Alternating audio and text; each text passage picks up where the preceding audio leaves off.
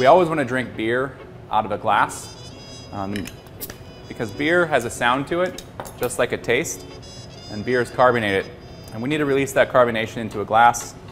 What beer foam can do in your belly?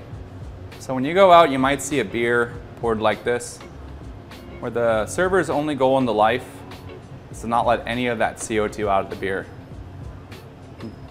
A couple things here. One, without that color foam, it's not really a beer.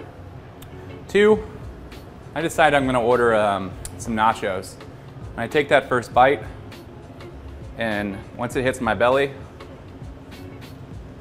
that happens.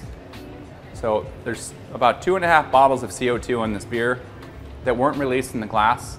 That's 100% what's going on in my stomach if the beer's not poured properly. Now you think, wow, every time I have beer, I get really bloated. And that's what's going on.